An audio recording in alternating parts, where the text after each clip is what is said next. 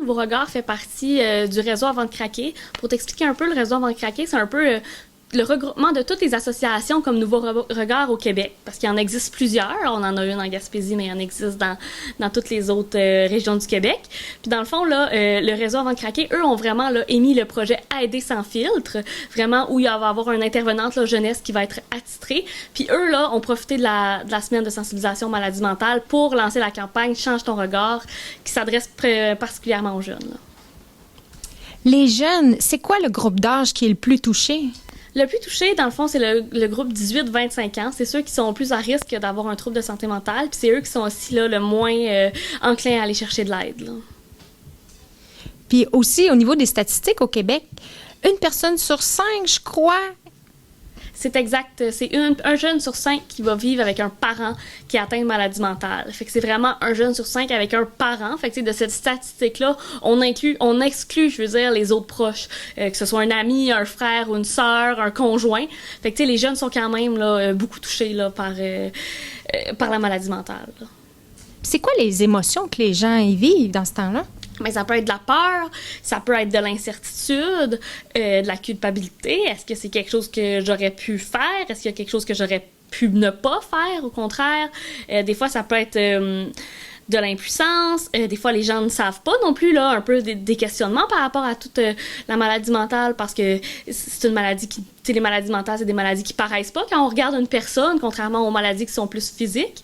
Fait que, c'est ça, pour en nommer quelques-unes, là, c'est ces émotions-là que les jeunes peuvent ressentir. Mais ces limites, ça peut être tu sais, des fois, on est beaucoup sollicité quand on a un proche qui est atteint. Des fois, ça peut être sollicité pour... tant physiquement là, de participer à des tâches ou de faire des choses pour aider cette personne-là qu'émotionnellement, des fois, on s'implique beaucoup, des fois même un peu trop dans le sens où des fois, ça vient drainant émotionnellement pour nous.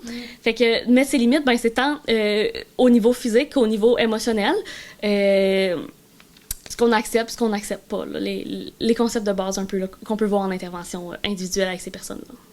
Je crois aussi que tu avais une invitation à lancer aux gens à aller visionner un mini-documentaire. Oui, effectivement. Dans le fond, le réseau Avant de craquer qu'on a parlé plus tôt a lancé là, le mini-documentaire pour la semaine là, thématique. Fait que dans le fond, c'est un mini-documentaire qui dure une 12aine de minutes. Dans ce mini-documentaire-là, on va voir tant des jeunes qui vont parler de ce qu'ils vivent là, avec leurs proches, des services qu'ils ont pu avoir là, auprès des associations du réseau Avant de craquer. Mais on va aussi entendre parler des intervenants qui interviennent auprès de ces jeunes-là. Fait que ce documentaire-là est disponible gratuitement au changetonregard.ca. Dans le fond, le projet Aider sans filtre, ben, c'est vraiment un projet, là, comme je l'ai dit un peu plus tôt, qui s'adresse aux jeunes de 14 à 29 ans. Fait qu'avec ce projet-là, on va vraiment aller voir les jeunes là, dans leur milieu concrètement. On va aller à la rencontre des jeunes pour les aider, pour ces jeunes-là qui sont proches aidants. Fait qu'on a un parent, un ami, un conjoint, une conjointe. On va faire des activités de sensibilisation aux maladies mentales, à la santé mentale. On va aussi... faire peut-être des ateliers un peu plus généraux, comme on parlait de mettre ses limites en général, parce que ça peut être bon quand un proche atteint de maladie mentale, mais ça peut être bon en général de savoir mettre ses limites là, dans la vie. Fait que ça va vraiment être des ateliers de sensibilisation puis des interventions individuelles aussi. Là.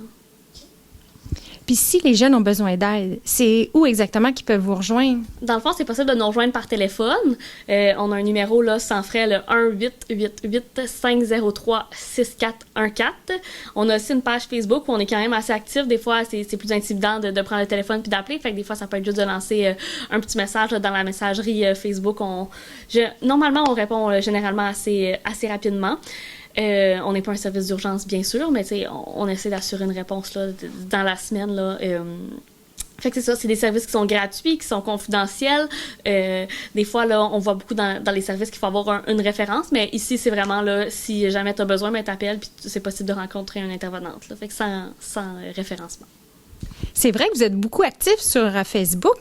J'ai même vu que vous invitez souvent la population à venir visiter les locaux et venir vous rencontrer, je crois.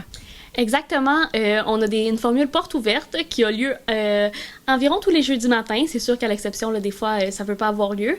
Mais fait que les jeudis matins, de 9h à midi, on invite la population en général, pas nécessairement les proches, là, vraiment tout le monde, soit pour venir parler des services, venir voir les locaux, voir ce qu'on fait, parler de santé mentale un peu plus en général.